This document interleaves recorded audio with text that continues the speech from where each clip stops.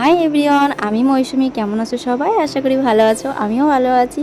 তো আমার আর একটা দিন তোমাদের সামনে তুলে ধরতে চলে এসেছি। তো তোমরা কিন্তু অবশ্যই কমেন্টে জানিও আমার ভিডিওগুলো তোমাদের কেমন লাগে। তো সকালবেলা নিজে ফ্রেশ হচ্ছি, তারপরে এখন যাব বাইরের দিকে। এই যে বাইরে চলে এসেছি, ঘরটা ঝাড় দেওয়া হয়ে গেছে পুরোটাই। আর আজকের দিনটা তোমাদের সঙ্গে শেয়ার করব, কতটা করতে পারবো জানি না, তবে চেষ্টা করব সবটুকুনি দেখানোর। তো সবটুকুন আর কোথায় দেখাতে পারবো, সবটুকুন দেখাতে গেলে তো সেই ভিডিওটা সেই 24 ঘন্টা হয়ে যাবে। তো তার জন্যই যতটা পারবো ততটাই দেখাবো। আর 24 ঘন্টা দেখানো তো সম্ভব না, তাই না? 24 ঘন্টা কী, মানে দিনের 12টা ঘন্টা দেখানো সম্ভব না। তো তারপরে লেগে পড়েছি সিঁড়িটা মুছতে। আর পাশে একটা পেঁপে দেখেছো, আমাদের একটা গাছে না পেঁপে হয়েছিল, ছোট ছোট পেঁপে হয়েছিল। তো সেই পেঁপে গাছের পেঁপেগুলো না পাখিতে সব খেয়ে ফেলেছে, মানে পাখি পেকে গেছিলো সেই পেঁপেগুলো এখন পাখিতে সব নিচে থেকে খেয়ে ফেলেছে। এই একটা পেঁপেই বেঁচে আছে, মানে এটা তেমন ভালো পাকেনি, তবুও মা পেরে নিয়ে এসেছে যে পাখিতে তো সব খেয়েই ফেলেছে, তবে এটা আমরা খাই, তার জন্য ওই একটা পেঁপেই পেরে এনেছিল আমাদের জন্য। তাই পেঁপেটা বেশ মিষ্টি ছিল, আর খেয়েও দেখেছি বেশ মজার। মানে আমাদের গাছের পেঁপে ভীষণ মিষ্টি লাগে।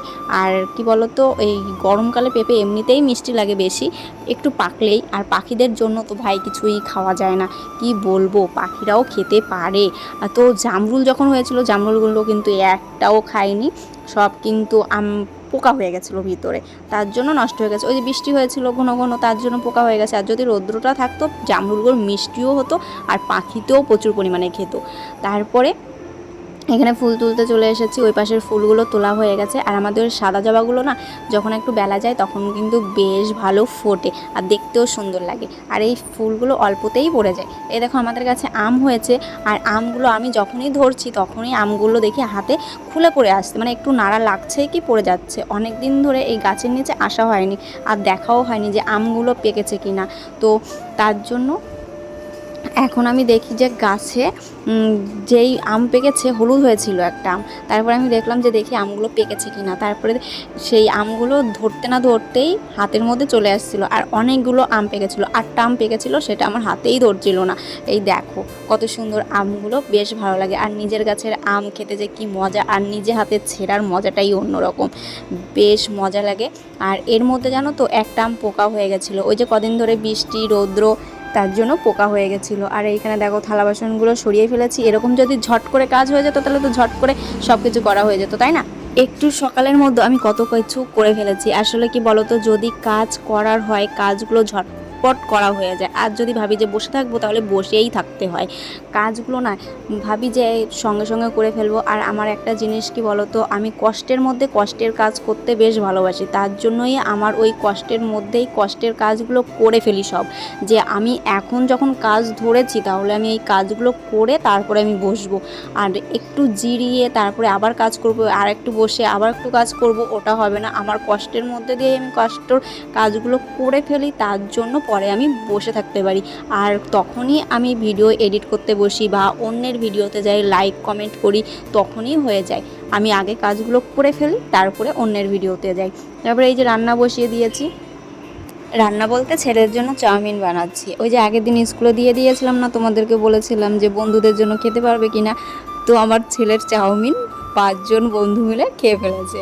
তাই বলেছি বেশ হয়েছে, যে বন্ধু মিলে খেয়েছো, আনন্দ করে খেয়েছো, ভালো হয়েছে। তবে আজকে আবার দিচ্ছি, আজকে জানি না কি হবে, তবে খাক বন্ধুরা মিলেমিশে একসঙ্গে খাক, একসঙ্গে থাকুক, মারপিট যাতে না করুক, সেটাই চাই।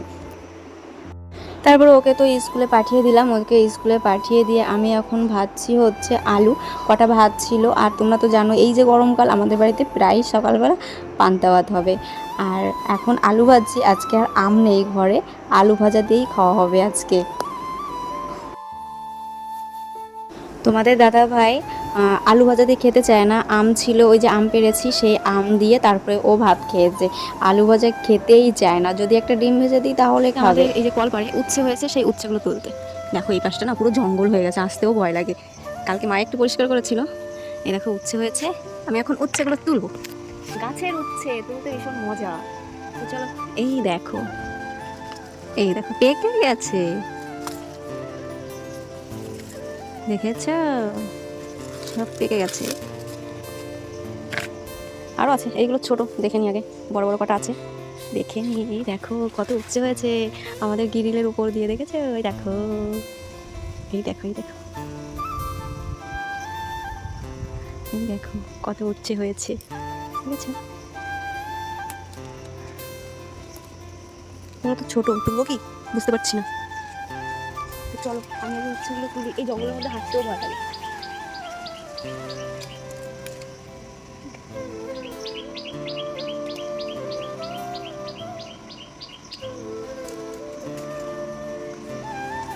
চলো আগে উচ্ছেগুলো তুলি, তারপরে তোমাদের সঙ্গে কথা বলছি। এক হাতে ক্যামেরা আর এক হাতে তোলা যাচ্ছে না। এক জায়গায় দেখো কতগুলো পেঁপে গাছ হয়েছে, এক জায়গায়, ঠিক আছে? কতগুলো হয়েছে, আর এদিকে পুরো জঙ্গল হয়ে গেছে, জঙ্গল।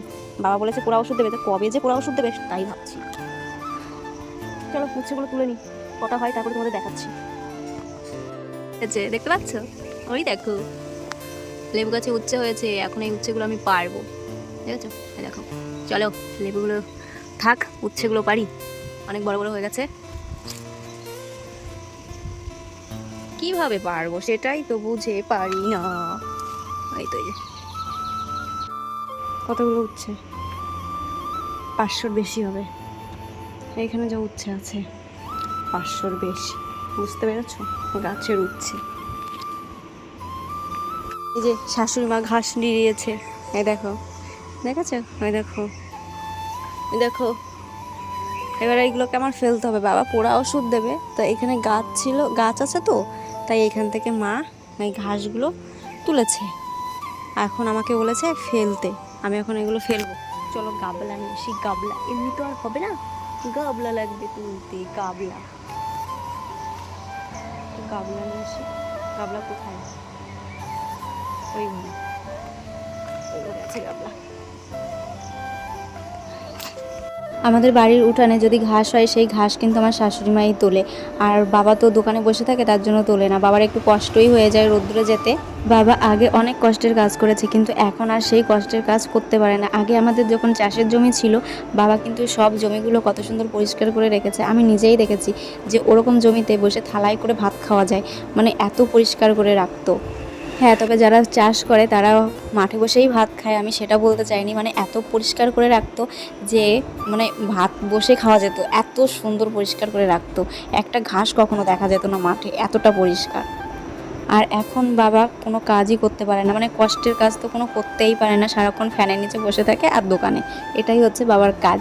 আর এখন মাই ঘাস নিড়ায়। আগের দিন আমি একটু ঘাস নিড়িয়েছিলাম, তো সেটা দেখে বাবা বলেছিল যে পচা ওষুধ দিয়ে দেবে, কিন্তু এখনও পর্যন্ত সেই পচা ওষুধ বাবা দিয়ে উঠতে পারেনি। আর ওষুধটা এনে রেখেছে, মানে ঘাস মরা ওষুধ, সেই ওষুধটা এনে রেখেছে, এখনও পর্যন্ত দেয়নি। তাই মা রাগের আগে আজকে একটু ঘাসগুলো নিড়াচ্ছে, ফেলে দিই। যেন তো আর ভালো লাগে না, আমার ঘরটার অবস্থায় কী হয়ে রয়েছে, জঙ্গল হয়ে রয়েছে। আর এই যে দেখো আমার ঘরটা ঝাড় দেওয়া হয় না ঠিক মতন, এই যে এখন আমি ঝাড় দিতে চলে এসেছি, আর একটা ব্যাঙ লাফিয়ে চলে গেল, দেখেছো কী অবস্থা? এখন এই ঘরে ব্যাঙও বাস করছে, আহা হা হা হা। প্রচণ্ড পরিমাণে নোংরা হয়ে গেছে, প্রচণ্ড পরিমাণে। আগে কেমন লাগছে? মাওবাদী লাগছে? আমি কি মাওবাদী? না গো, আমি মাওবাদী না। আমি এই যে নাকে তাকে সব বেঁধে নিয়েছিলাম নোংরা বলে, ভীষণ নোংরা।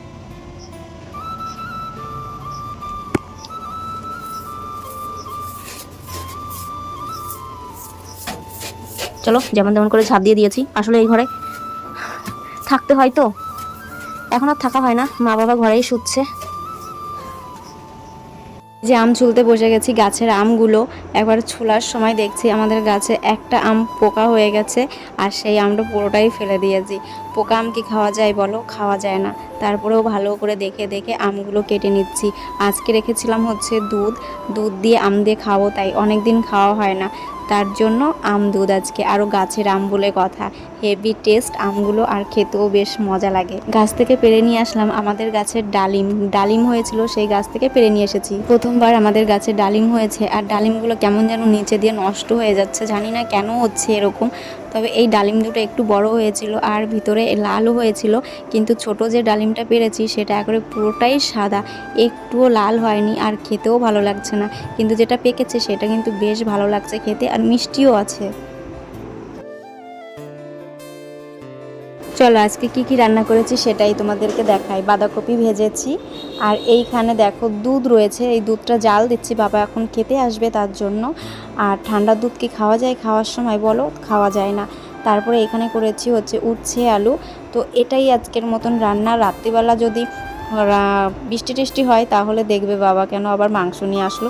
তো বলতে বলতে বিকালবেলায় বৃষ্টি নেমে গেছে, আর বৃষ্টি নামার পরে বাবার তো শুরু হয়ে গেছে বাজারে যাবে, কখন বাজারে যাবে, কখন বৃষ্টি থামবে, আর কখন বাবা মাংস আনবে।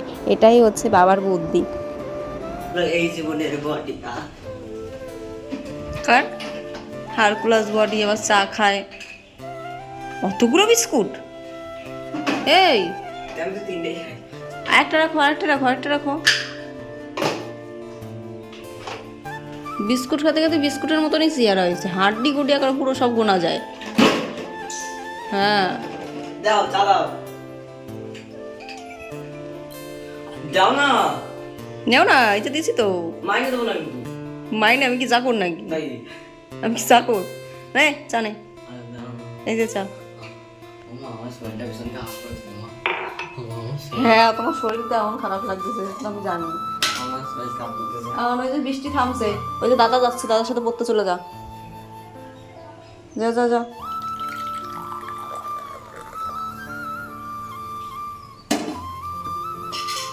দাদা যাচ্ছে, দাদার সাথে পড়তে চলে যা। কি বলতে শুনতে পাচ্ছি না। আই কি বলছে? যে বললাম না দুপুরবেলা বৃষ্টি হয়েছে, তার জন্য বাবাই দেখো মাংস নিয়ে চলে এসেছে। দেখেছো তো, আমি জানতাম যেদিন বৃষ্টি হবে সেদিনকে তো মাংস হবেই। তো চলো আজকের ভিডিওটা কেমন লাগলো, ভিডিওটা যদি ভালো লাগে অবশ্যই লাইক কমেন্ট শেয়ার সাবস্ক্রাইব করে দেবে। আর যারা এখনও পর্যন্ত আমার চ্যানেলটিকে সাবস্ক্রাইব করোনি তারা অবশ্যই সাবস্ক্রাইব করে নিও, আর যারা ফেসবুক থেকে দেখছো তারা ফলো করে নিও। আর বাবা এনেছে হচ্ছে ওটাকে কি বলে, ব্রয়লার মুরগি। সেই ব্রয়লার মুরগি এনেছে, এখন সেটাই রান্না হচ্ছে আর আমি রান্না করছি। এই রান্নার পরে যে কতগুলো থালা বাসন হয় সেগুলো ধুতেও ভীষণ কষ্ট, আর গরমের মধ্যে রান্না করতে তো ভীষণই কষ্ট লাগে। তবুও করতে হবে, খেতে হলে তো কাজ করতেই হবে, সেটা কোনো ব্যাপারই না, কিন্তু একটু কষ্ট হয় এই যা। তবে আজকে ঠান্ডা পড়েছে, ঠান্ডার মধ্যে মাংস দিয়ে ভাত, রাত্রিবেলা তো জমে ক্ষীর। তো চলো আজকের মতন ভিডিওটা এই পর্যন্তই। সবাই ভালো থেকো, সুস্থ থেকো, টাটা।